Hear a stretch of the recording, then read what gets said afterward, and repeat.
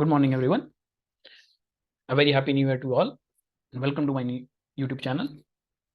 Today, I will be discussing regarding how to find inverse of a matrix and what is the basis on which the rank of a matrix is defined. In the previous classes, we have already discussed how to find determinant, what are the properties of determinant, what are types of matrices, and when a matrix inverse is possible. So, moving forward,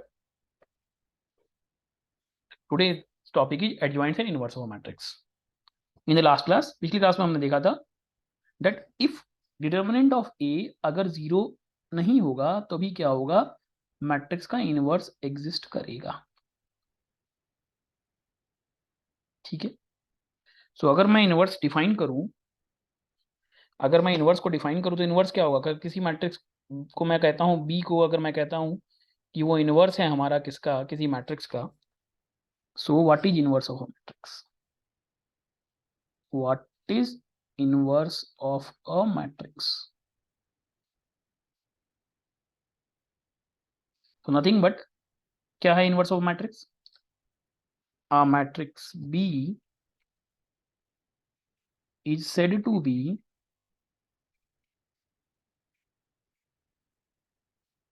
inverse of a matrix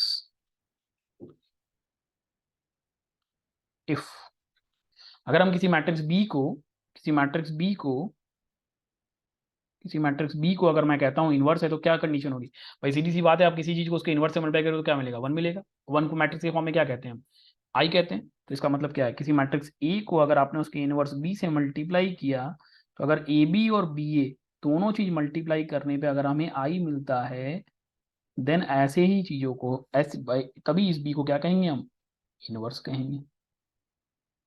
ठीक है, सो inverse होगा क्या, सो A inverse का equation क्या है, it is equal to adjoint A divided by determinant A. देखो inverse निकालने के कई सारे तरीके हैं, एक होता है हमारा एलिमेंट्री ट्रांसफॉर्मेशन,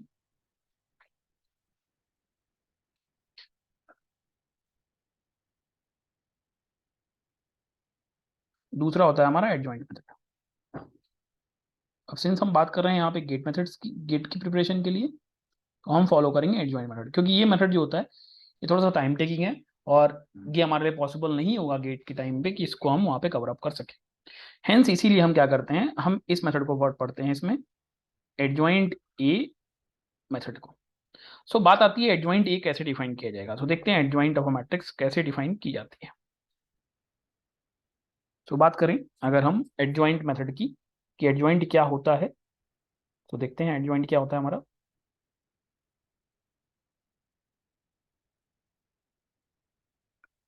सो एडजॉइंट, देखिए एडजॉइंट कुछ और नहीं, ट्रांसपोज है किसका, कोफैक्टर मैट्रिक्स का,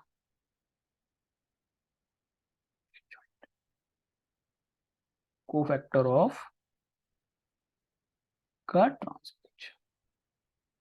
तो जैसे सपोज करते हैं, हमारे पास कोई एग्जांपल ले लेते हैं और किसी ने हमसे कहा कि भाई आप हमें मैट्रिक्स का एडजॉइंट निकाल के दिखाओ। मतलब कोई मैट्रिक्स ए है जिसकी वैल्यू ये रही 1 2 1 1 2 1 -1 3 0 2 5 3। मुझे क्या करना है, इसका इनवर्स निकालना है। तो कैसे निकालूंगा मैं इसका इनवर्स, सबसे पहले मुझे क्या करना है, मुझे निकालना है हर मैट्रिक्स का कोफैक्टर। चलो तो पहले कोफैक्टर निकालते हैं, मैं निकालता हूँ C1। C11 क्या हो जाएगा, -1 की power 1 + 1 into adjoint minor of A, तो minor of A is what, एक बार लिख देता हूँ मैं, अगली बार से नहीं लिख लूंगा, minor of A11, so this is equal to -1 1 + 1। कल मैंने बताया था माइनर जिसका भी निकालना आप उस रोज कॉलम को छोड़ो, बाकी बची चीज को लिख दो, तो 3053। तो ये क्या आ गया, दिस इज 9। सिमिलरली हम निकाल सकते हैं C12 क्या हो जाएगा, इज इक्वल टू -1 की पावर 1 + 2, अब उसका माइनर क्या हो जाएगा 2 1 5 3, that is equal to minus in the bracket 2 × 6 - 5, right, 2 × 6 - 5, so what it is coming to be, it is coming to be -1। Similarly आप C13 निकालोगे तो C13 क्या हो जाएगा, -1 की पावर 1 + 3, अब इसका हम वो लिखें तो हो जाएगा 2 310, तो ये जाएगा in the bracket 0 - 3 that is equal to -3।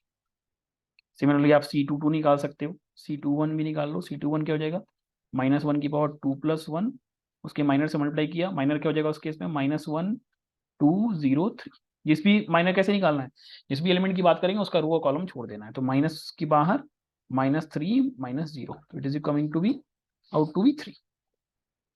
Okay, similarly अभी हम निकालेंगे C22, तो C22 क्या हो जाएगा इसी तरह से, -1 की पावर 2 + 2 इन द ब्रैकेट, अब फिर उस रो कॉलम को छोड़ दिया तो बचा क्या, 1 2 1 3, सी हो गया, 3 1 जा 3 -2 दैट इज इक्वल टू 1 आ गया। ठीक है, सिमिलरली C23 निकालना हमें, C23 क्या हो जाएगा, -1 की पावर 2 + 3 इन द ब्रैकेट 1 -1 1 0, यही होगा उसका कोफैक्टर का माइनर। सो ये हो जाएगा माइनस इन द ब्रैकेट 0 -1 हो जाएगा, वैल्यू क्या आ गई हमारी फाइनल -1। इसी तरह आप निकाल सकते हो C31 क्या हो जाएगा, -1 की पावर 3 + 1 इन द ब्रैकेट, अब उसका रो मैट्रिक्स छोड़ दो, 1 -1 2 3 एंड 5, तो यहाँ क्या मिल गया हमें, -5 -3 2 6, तो ये आ गया -11। सिमिलरली C32 हमारा बात करें, C32 क्या हो गया, -1 की power 3 + 2 in the bracket, minor of C32 is 1 2 2 and 5, so it is equal to minus in the bracket 5 -4, so it is coming out to be -1। Similarly आप C33 निकाल सकते हो, C33 क्या हो जाएगा, C33 हो जाएगा -1 की पावर 3 + 3 इन द ब्रैकेट 1 2 -1 3, 3 1 जा 3 -5 माइनस 3 1 जा 3 -2 दैट इज इक्वल टू 5। तो ये हमने क्या किया, हर एक वैल्यू निकाल दी, ये माइनस, ये निकल गया, ये निकल गया, ये निकल गया आपका, और ये C22 आ गया, C23 आ गया, ये सारी वैल्यूज हमारे पास आ गई। तो अभी हमें क्या करना है, कोफैक्टर मैट्रिक्स निकाल बनाना है, तो कोफैक्टर क्या हो जाएगा, CIJ बनाते हैं। मैट्रिक्स क्या बन के आएगी CIJ की, जो है वो जो वैल्यू आई थी जैसे जैसे वैसे वैसे लिखते जाएंगे। तो पहली वैल्यू आई थी हमारी 9, तो मैंने लिखा 9, पहले वाले की वैल्यू 9, फिर -1, फिर आई -3, फिर आई 3, फिर 1, फिर आई हमारी -1 -11 -1 -11, फिर हमारी आई -1 -5, -1 और 5, ये तो हो गया हमारा कोफैक्टर की मैट्रिक्स का वैल्यू। तो बट हमें क्या चाहिए, हमें एडजॉइंट चाहिए, तो हम एडजॉइंट ऑफ ए लिखेंगे। एडजॉइंट ऑफ ए क्या है, इसका ट्रांसपोज, CIJ का ट्रांसपोज, तो ट्रांसपोज लिख देते हैं, क्या हो जाएगा, 9 -1 -3 3 1 -1 -11 -1 5, दिस इज योर आंसर। अब देखो ये इतना लंबा प्रोसेस तो एग्जाम में हम करेंगे, राइट, इतना लंबा प्रोसेस करने में तो भैया हमारे बहुत समय लग जाएगा, तो अब इसका शॉर्टकट देखते हैं। सो देखते हैं शॉर्टकट।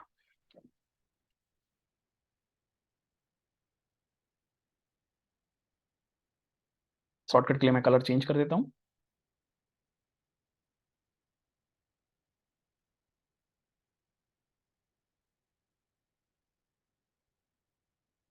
तो हमारी मैट्रिक्स क्या थी पहले देख लेते हैं, मैट्रिक्स थी 3 × 3 की। So matrix was A is equal to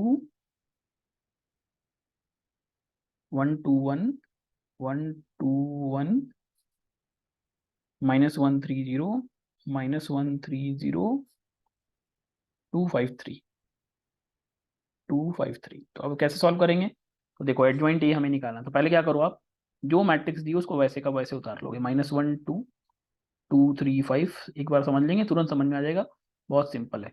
फिर पहला रो वैसे का वैसे उतार दो, दूसरा रो की भी वैसे का वैसे उतार दो। उतारने के बाद अब ये वाला जो पहला कॉलम है उसको यहाँ उतार दो, 1 2 1 1 2, ये दूसरा वाला कॉलम है उसको भी यहाँ -1 3 0 -1 3। उतारने के बाद क्या करना है अब आपको, ये रो पहला row first column, first row first column छोड़ देना है। छोड़ने के बाद अब आप एडजॉइंट ए देखो कैसे लिखते हो, एडजॉइंट ए कैसे लिखोगे, सिंस वो ट्रांसफर हो जाता तो आप मल्टीप्लाई इधर करोगे, लिखोगे इस डायरेक्शन में, ठीक है। तो 3 या 9, तो ये आ गया 9। फिर कोफैक्टर का ट्रांसफर होता है, तो सिमिलरली इस तरह 2 × 0 0, ये आया +3, सो +3 हमें कहाँ लिखना है, हम लिखेंगे हमारा +3, क्योंकि ये नीचे की हम कॉलम की तरफ जाएंगे बट लिखेंगे रो में 3 3 5 -5 -6, ये हो गया -11. सिमिलरली 1 into 5, सो 1 5 जा 5 -3 2 जा 6, सो ये आया आपका -1. तो ये यहाँ आ जाएगा, सेकंड कॉलम में आ गया, सेकंड रो हम लिखेंगे 1 3 जा 3 1 2 जा 2, तो 3 - 1 2, यहाँ पे लिख दो 3 - 2, that is sorry 3 - 2 is 1. Just a minute. 3 - 2 is 1. 3 - 2 is 1. 3 - 2 is 1. फिर हमारा आया next one, 2 2 4 -5 is -1. Similarly 0 into 2 0, it is come to be -3. फिर -1, फिर 3 1 3 + 2 is 5. So this is what, देखिए ये हमारा शॉर्टकट हो गया किसी भी मैट्रिक्स का एडजॉइंट निकालने के लिए. सो इस तरीके से इस शॉर्टकट से हम क्या कर सकते हैं, किसी भी मैट्रिक्स का एडजॉइंट और इनवर्स हम निकाल सकते हैं. तो एक क्वेश्चन और देख लेंगे, एक क्वेश्चन और देख लेंगे. हमें ए इनवर्स निकालना है. मैट्रिक्स ए क्या दी हुई है, मैट्रिक्स ए दी हुई है हमें, सॉरी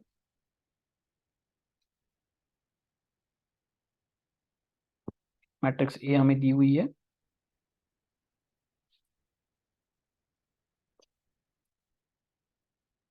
मैट्रिक्स ए दी हुई है हमें 1 2 2 2 1 2 and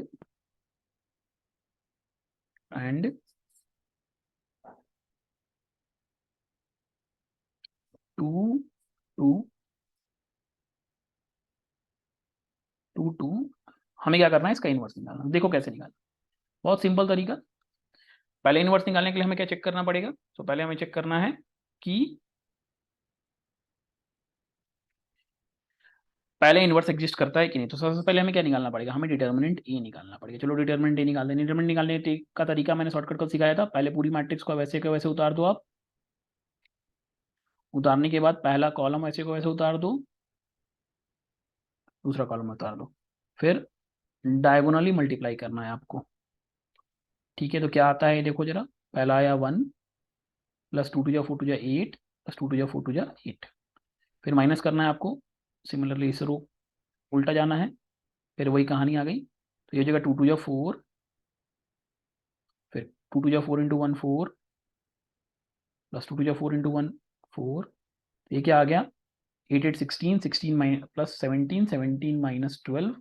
so what it is coming to be, it is coming out to be 5. अब हमें क्या करना है, अब हमें निकालना है एडजॉइंट. अब सबसे पहले हमने देख लिया डिटर्मिनेंट ए 0 नहीं है तो इनवर्स निकलेगा. तो क्या करना है, हमें पहले पूरी रो मैट्रिक्स को ऐसे फिर से उतारना है. 2 1 2 2 2 1, फिर पहला रो उतार दो 1 2 2 2 1, दूसरा रो उतार दो, फिर पहला कॉलम इस तरह से 1 2 2 1 2, फिर 2 1 2 2 1. अब क्या करोगे आप, इस रो और इस कॉलम को छोड़ दो, पहला रो पहला कॉलम छोड़ दो, ये रो कॉलम ये रो छोड़ दो. अब एडजॉइंट ए क्या हो जाएगा, तो लिखते जाओ. कॉलम में मल्टीप्लाई करोगे, रो में लिखते जाओगे. 1 1 जा 1 2 2 जा 4, ये आया हमारा कितना -3. फिर 2 2 जा 4 -2, 2 2 जा 4 -2 कम्स आउट टू बी 2. 2 2 जा 4 -2, ये भी आ गया हमारा 2. सिमिलरली अभी सेकंड कॉलम में आ गए, तब सेकंड रो में चले जाओगे. 2 2 जा 4 -2 2, 1 1 जा 1 -4, 1 1 जा 1 -4 -3, फिर 2 2 जा 4 -2, ये भी 2 यहाँ लिख देंगे. अब थर्ड कॉलम में आ गए, थर्ड कॉलम में आ गए, थर्ड रो में वापस चले जाइए. 2 2 जा 4 -2, फिर से 2, फिर 2 2 जा 4 -2, फिर से 2, 1 1 जा 1 -4. Similarly it's come out to be -3. तो ये हो गया हमारा शॉर्टकट एडजॉइंट ए निकालने का. तो ये देखिए कितना फटाफट ए इनवर्स निकल गया. So A inverse is what, is nothing but it is adjoint A divided by determinant of A. It is equal to 1/5 in the bracket -3 2 2 2 -3 2 2 2, sorry, this is 2 and this is -3. So in this way हम shortcut से किसी भी matrix का inverse निकाल सकते हैं. अच्छा एक चीज और, कल मैंने लास्ट में एक चीज बताई थी कि डिटर्मिनेंट ऑफ एडजॉइंट ए अगर किसी को निकालना है, उसके लिए डायरेक्ट इक्वेशन होती है डिटर्मिनेंट ऑफ ए की पावर n-1, जहां पे n क्या था, जहाँ पे n हमारा ऑर्डर था। तो देखो, अब जैसे हमारे पास ये एडजॉइंट ए है, देख लेते हैं दोनों तरीके से। अब आपको एग्जाम में क्या करेगा, एक मैट्रिक्स दे देगा ऐसे, ये मैट्रिक्स आपको दे दी 1 2 2 2 1 2 और 2 2 1। अब वो आपसे पूछ देगा बताइए भाई एडजॉइंट ए का डिटरमिनेंट क्या होगा। अब एक तो तरीका आप एडजॉइंट ए निकाले फिर डिटरमिनेंट निकालिए, दूसरा तरीका आप डिटरमिनेंट डायरेक्ट निकाल लीजिए। डिटरमिनेंट ए अभी हमने निकाला था, कितना आया था डिटरमिनेंट ए, डिटरमिनेंट हमारा आया था 5, राइट। इसका ऑर्डर कितना है 3 × 3, तो n = 3, तो डायरेक्टली एडजॉइंट ए क्या हो जाएगा यहाँ से, डायरेक्टली एडजॉइंट ए यहाँ से हो जाएगा, इट इज इक्वल टू 5 की power, sorry, it is equal to 5 की पावर 3 - 1, सो 3 - 1 इज, सो 5 की power, just a minute, change the pen, so it is equal to 5 की power 3 - 1, it is equal to 5 square, so it is equal to 25 answer. देखो ये shortcut है। अब अगर ध्यान रखें, अगर हम पहले, अभी हमने पहले एक एडजॉइंट ए निकाला था, देखते हैं उससे सोल्यूशन सेम आता है कि, एडजॉइंट ए भी हमने निकाला था, आपने देखा था एडजॉइंट ए निकालेंगे तरीका, उसके बाद आपको इसका डिटरमिनेंट निकालना है। तो एक तरीका तो आपके पास ये है, आप ये लॉन्ग मेथड फॉलो करो, दूसरा तरीका है आप ये शॉर्टकट से सॉल्व कर सकते हो अपने क्वेश्चन को। तो ये एक शॉर्टकट वे है जिसके थ्रू आप किसी भी मैट्रिक्स का इनवर्स, एडजॉइंट, एडजॉइंट का डिटरमिनेंट, इवन कल मैंने एक और चीज बताई थी डिटरमिनेंट ऑफ एडजॉइंट ए, वो भी निकाल सकते हो। Okay, so moving forward to the next topic, one of the most important topic जो सबसे ज्यादा गेट में पूछी जाती है, that is rank of matrix. क्या होती है रैंक ऑफ मैट्रिक्स, देखते हैं।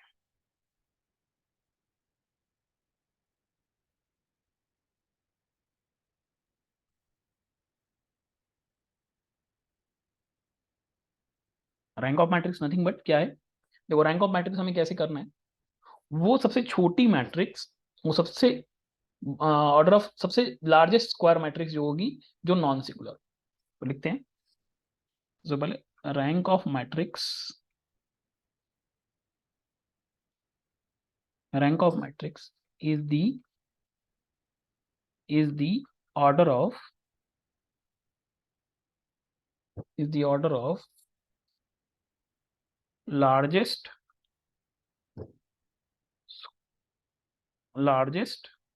squares of matrix,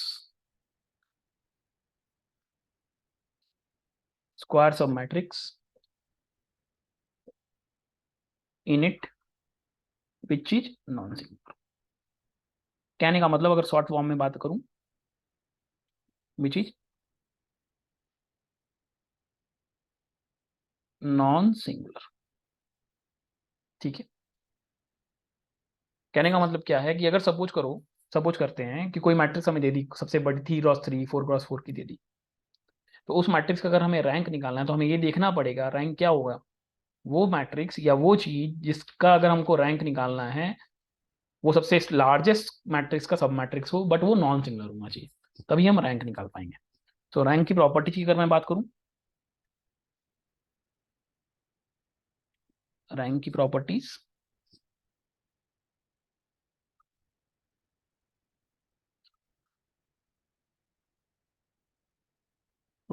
of rank of a matrix, पहला, अगर सपोज करो ए कोई नल मैट्रिक्स है तो उसका रैंक क्या हो जाएगा 0।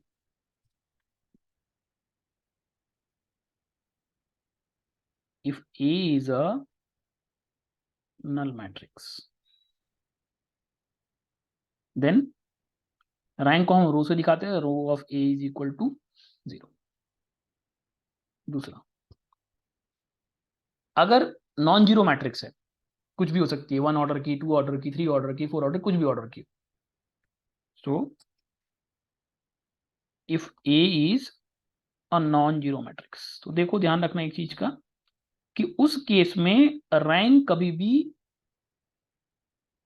0 नहीं होगा, वो हमेशा ग्रेटर और इक्वल टू 1 होगा, 1 हो सकता है या 1 से बड़ा होगा, ठीक है। इस चीज का ध्यान रखेंगे हमेशा, ठीक है। तीसरा,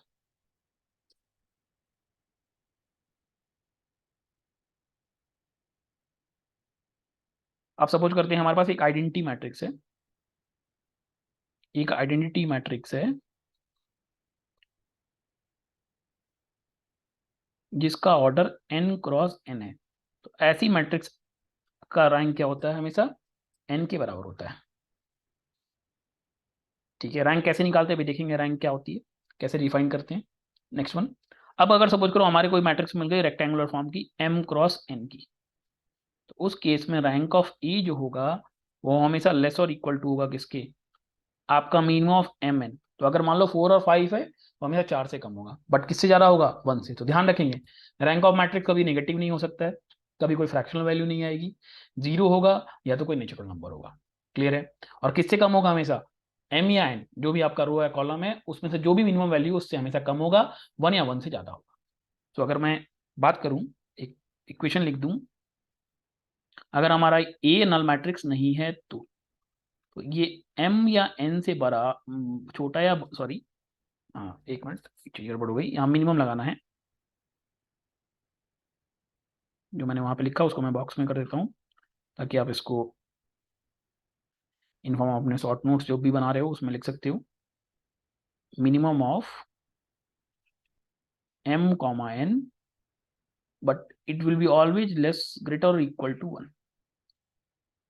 सो ये हमारी कंडीशन होती है किसी भी मैट्रिक्स के रैंक की। ठीक है, तो अभी देखते हैं हम रैंक निकालते कैसे हैं। तो रैंक ऑफ मैट्रिक्स के लिए हम बात करेंगे, रैंक ऑफ मैट्रिक्स निकालते कैसे हैं। के लिए मैं एक एग्जांपल ले लेता हूँ। देखिए अगर आप कोर्स की बात करें, सेमेस्टर की कोर्स की बात करें, तो उसमें कई तरह के फॉर्म होते हैं। मैं यहाँ पे लिख देता हूँ किनारे, हमारे पास एक्लॉन फॉर्म है, हमारे पास नॉर्मल फॉर्म है। छोटा सा बता देता हूँ एक्लॉन फॉर्म क्या होता है। एक्लॉन फॉर्म आपको क्या करना है, आपको कुछ इस तरीके से मैट्रिक्स को बनाना है। एक्लॉन फॉर्म मान लेते हैं हमारे पास A11, A12, A13, A21, A22, A23, A31, A32, A33, ये हमारे पास कोई मैट्रिक्स है। तो अभी हमें अगर किसी ने कहा आप एक्लॉन फॉर्म फॉलो करो, तो एक्लॉन फॉर्म में मैं क्या करूंगा, एक्लॉन फॉर्म में क्या करूंगा, मैं इस मैट्रिक्स को आइदर रो और कॉलम ट्रांसफॉर्मेशन, ध्यान रखेंगे क्या फॉलो करेंगे, आइदर रो और कॉलम ट्रांसफॉर्मेशन करेंगे। ये नहीं दोनों करेंगे, कोई एक, और उसकी मदद से इसको आई तक लेके आने की कोशिश करेंगे। सबसे छोटा जो मैट्रिक्स बनेगा, जैसे ही जो नॉन जीरो रो बनेगी, जितनी नॉन जीरो रोज बच जाएंगी, number of non zero rose, non zero रोज हमारे किसके बराबर हो जाएंगी, रैंक के बराबर हो जाएंगी। ठीक है, सो देखें कैसे हम रैंक निकाल सकते हैं। आओ देखते हैं, चलते हैं रैंक कैसे निकालेंगे। सो मैं इसी पेज को हाफ कर लेता हूँ। सपोज करते हैं अब हमें एक मैट्रिक्स उठाता हूँ मैं, मैट्रिक्स ए। इससे एग्जाम में हर साल क्वेश्चन आता है रैंक निकालने के ऊपर। तो हमारे पास मैट्रिक्स आई 1 2 3 6 2 3 0 4 3 2, सॉरी ये इसी के लिए यहाँ पे है 2 2 1 3 8 8 7 5। हमें इस मैट्रिक्स का रैंक निकालना है, हमें निकालना है रो ऑफ क्या। एक और चीज, नॉर्मल फॉर्म क्या होता है, नॉर्मल फॉर्म में आपको भी आइडेंटिटी फॉर्म में ही लाते हो आप, बट इसमें आप बोथ रो एंड कॉलम, मतलब पहले जैसे क्या करोगे आप, इसकी मदद से इसको इसको जीरो बनाओगे, फिर इसी की मदद से इसको जीरो जीरो बनाओगे, फिर इसकी मदद से फिर आप इसको 1 बनाओगे, इसकी मदद से इसको जीरो करोगे, इसको जीरो करोगे, तो ऑटोमेटिकली एक आइडेंटिटी मैट्रिक्स बनेगी, उसमें जो नॉन जीरो रोज होंगी वही क्या होंगी, हमारी रैंक के बराबर हो जाएगी। सो अगर हमें इस वाले मेथड में हमें सोल्यूशन निकालना है, देखते हैं रैंक ऑफ ए कैसे निकले। रैंक ऑफ ए क्या है, बेसिकली जो हमने वहां पर लिखा था, क्या लिखा था, ऑर्डर ऑफ लार्जेस्ट स्क्वायर सब मैट्रिक्स। मतलब कहने का क्या होता है, कहने का मतलब बेसिकली क्या है कि नॉन जीरो रोज निकालनी है हमें, कितनी नॉन जीरो रोज यहाँ पे हम बना सकते हैं, उसके बेसिस पे हम बात करेंगे कि हमारा मैट्रिक्स का रैंक क्या होगा। तो देखते हैं कैसे निकालेंगे। तो देखते हैं, देखो अब ये वैल्यू अगर हम देखें, ये वैल्यू देखें और ये वैल्यू देखें, तो ये मल्टीपल है हमारे वन की, तो हम क्या करते हैं, ट्रांसफॉर्मेशन करते हैं, R2 tends to R2 minus 2R1, R3 tends to R3 minus 3R1, and R4 tends to R4 minus 4R1. Sorry, this is 6R1, not 4R1.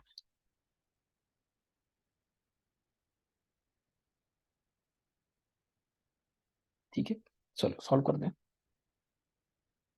जो हमने ट्रांसफॉर्मेशन लगाया वो उसके ऊपर सॉल्व करते हैं। तो पहला रो में कोई ट्रांसफॉर्मेशन है तो ऐसे कैसे लिख दिया, 1 2 3 एंड 0 लिख दिया। चलिए अब यहाँ तो आ गया 0, ये भी 0 हो गया, ये भी 0 हो गया। अब इसको चेंज करते हैं, 4 इंटू 2 या 4, ये भी आ गया हमारा 0, 3 इंटू 6, ये आ गया -6, 2 इंटू -0, ये आ गया 2, सॉरी ये हो गया हमारा 2। सिमिलरली 2 माइनस 6, ये आ गया -4।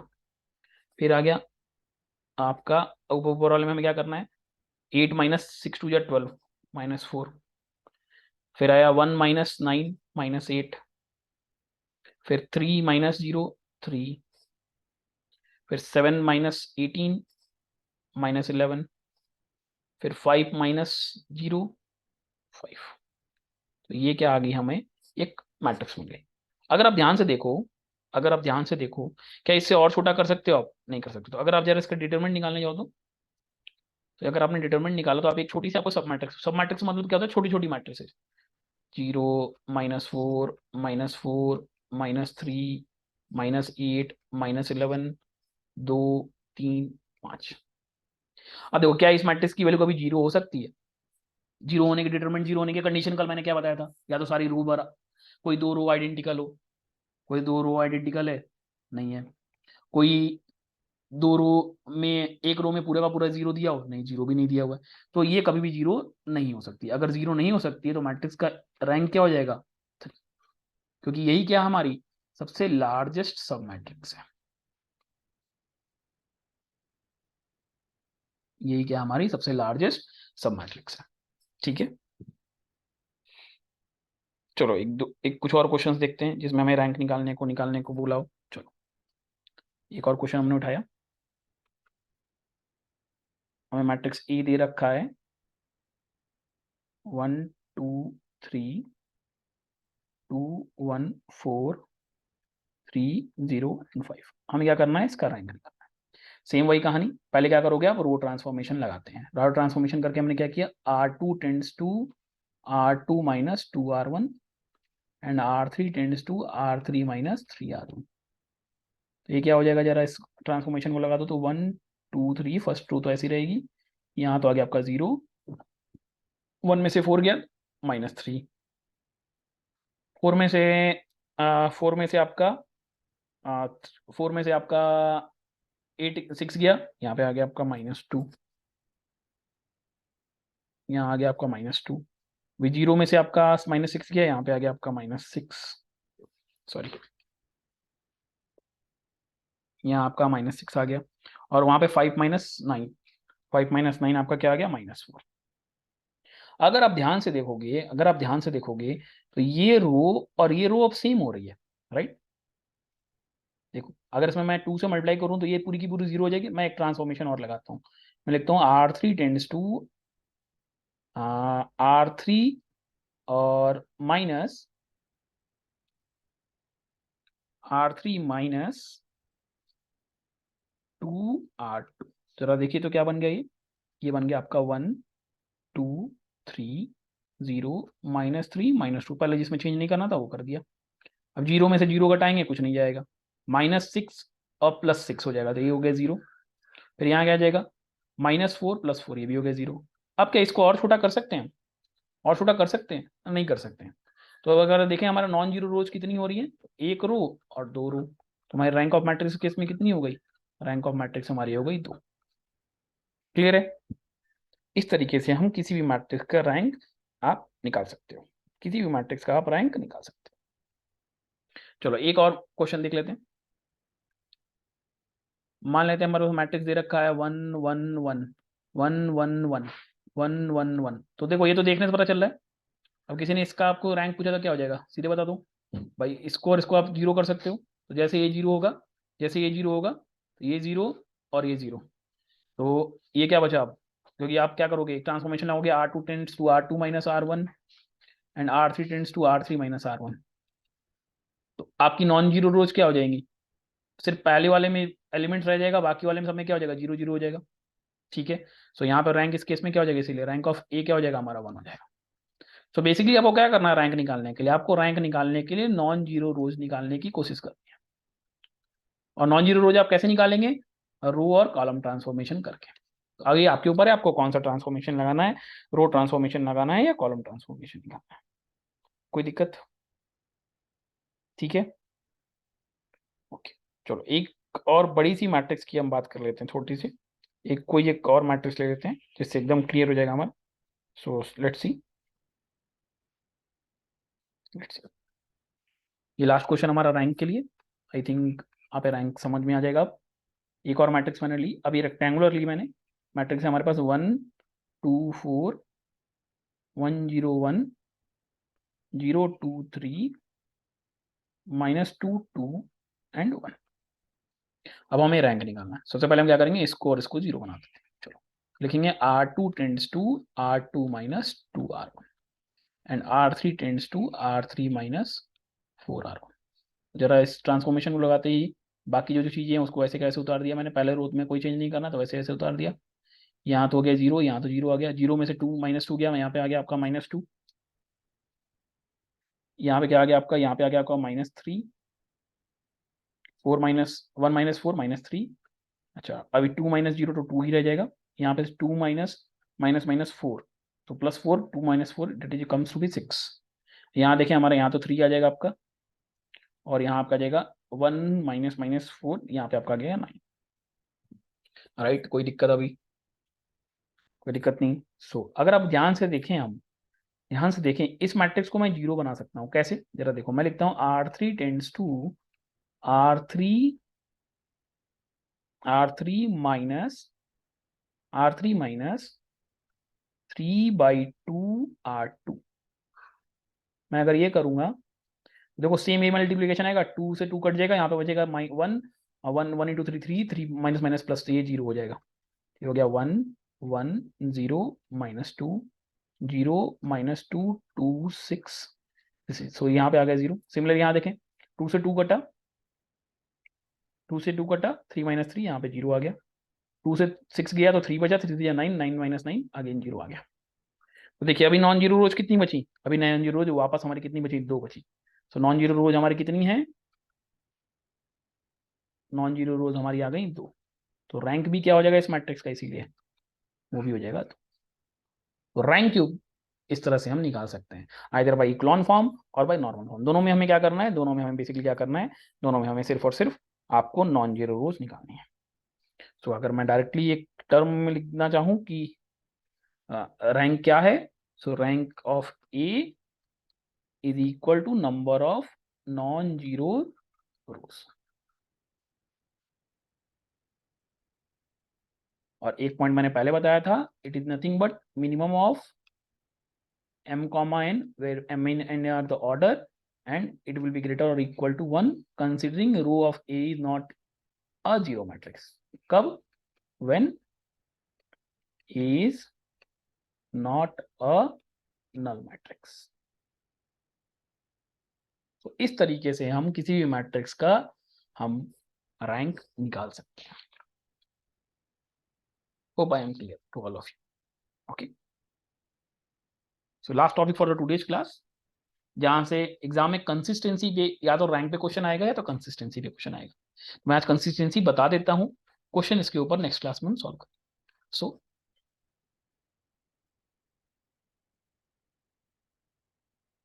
कंसिस्ट या हाँ, कंसिस्टेंसी एंड इनकंसिस्टेंसी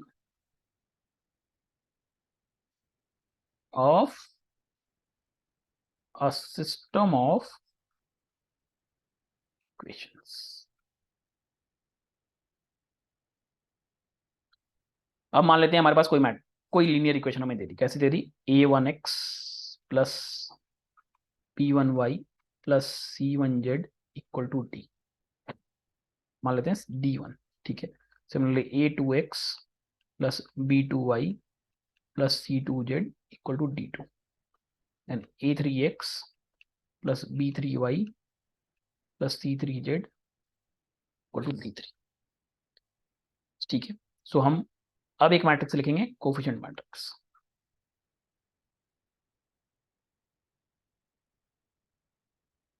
मैं कलर चेंज करता हूं,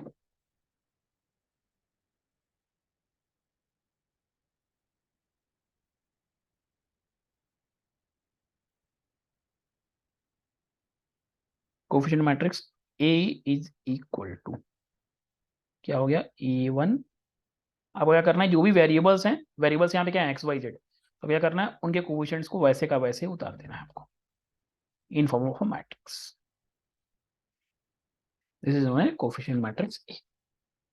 फिर आपको क्या करना है, वेरिएबल मैट्रिक्स लिखना है।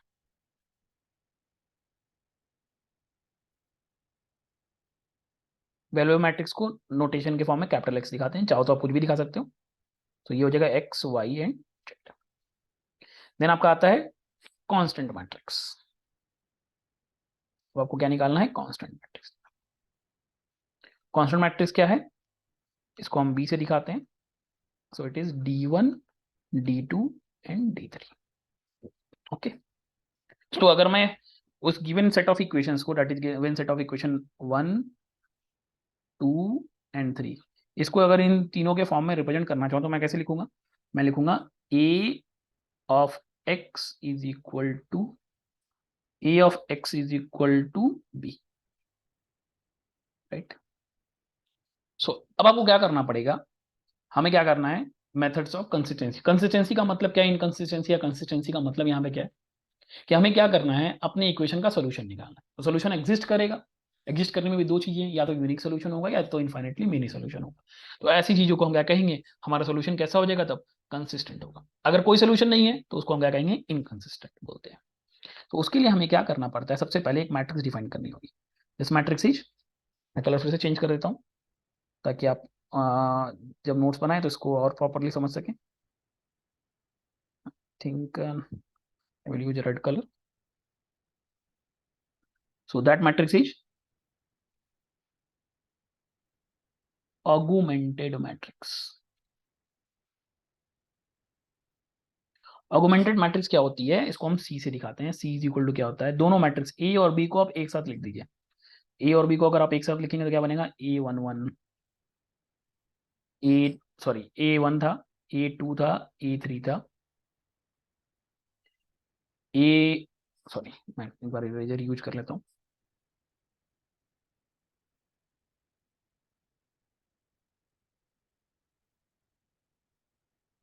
A1 A2 A3, B1 B2 B3, C1 C2 C3, D1 D2 D3, ठीक है। अब आपको करना क्या पड़ेगा, तो सबसे पहले मैंने एक जैसे बात करी कंसिस्टेंसी और इनकंसिस्टेंसी की। तो पहले कंसिस्टेंट का मतलब मैंने बताया, कंसिस्टेंट का मतलब बताया, गेट में से हर साल में हर बार एक क्वेश्चन आता जरूर है। कंसिस्टेंट का मतलब सोल्यूशन एग्जिस्ट, और इनकंसिस्टेंट का मतलब नो सोल्यूशन।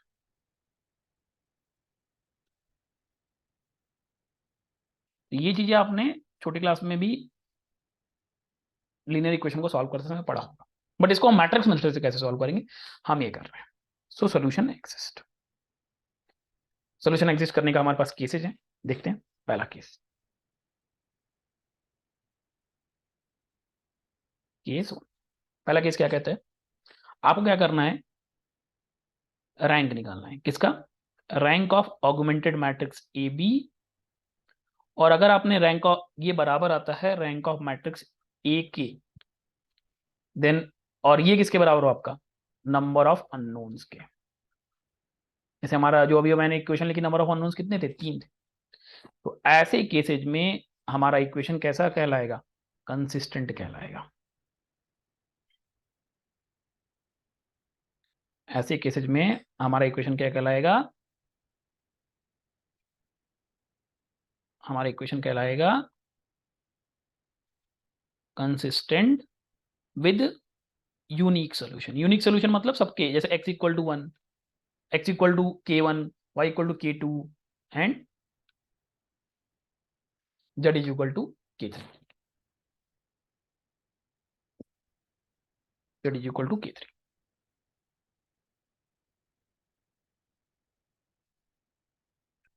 इसी तरह अगर सपोज करते हैं हमने रैंक ऑफ ए बी निकाला, वो रो रैंक ऑफ ए के तो बराबर आया, बट जैसे सब यहाँ पे नंबर ऑफ अननोन्स कितने? 3 थे। मान लेते हैं अब रैंक कितना आ गया? 2 आ गया। नंबर ऑफ अननोन से कम हो गया। तो अगर नंबर ऑफ अननोन से कम हो गया, देन उस केस में भी हमारा सोल्यूशन तो कंसिस्टेंट ही कहलाएगा, बट इस केस में उसके पास इनफाइनाइटली मेनी सोल्यूशन हो जाएंगे, एक से ज्यादा सोल्यूशन होंगे उसके पास। और लास्ट वन, अगर बराबर ही ना हो, तो अगर बराबर ही नहीं होगा तो उस केस में हमारा इनकंसिस्टेंट मींस नो सोल्यूशन। तो rank of A B is not equal to rank of A. तो इसका मतलब क्या हो गया? इसका मतलब आपका हो गया कि सोल्यूशन हमारा कैसा है? इनकंसिस्टेंट है। इनकंसिस्टेंट मतलब नो सोल्यूशन एक्सिस्ट। ओके, तो ये हमारे पास डिफरेंट डिफरेंट केसेस थे, केस 1, केस 2, केस 3। मैं उनको वापस वहां पे मार्क भी करता हूँ, कौन सा केस 1 था। This is your case 2 and this is your case 3। So I hope आपको ये समझ में आया होगा कि हम रैंक कैसे निकाल सकते हैं, किसी मैट्रिक्स का इनवर्स कैसे निकालते हैं, और कंसिस्टेंसी इनकंसिस्टेंसी क्या होती है। मैंने इन सफिशिएंट नंबर ऑफ प्रॉब्लम सबको सॉल्व करवाई है एडजॉइंट और रैंक में। किसी को कोई डाउट आता है तो वो मुझसे कांटेक्ट कर सकता है on my email ID vaibhavmittal2909@gmail.com। या तो आप कमेंट सेक्शन में भी अपना कमेंट डाल सकते हो, मैं आपको बहुत जल्द से जल्द उसका सोल्यूशन प्रोवाइड करूंगा। तो thank you all for the lecture. Please like, share and subscribe. Thank you.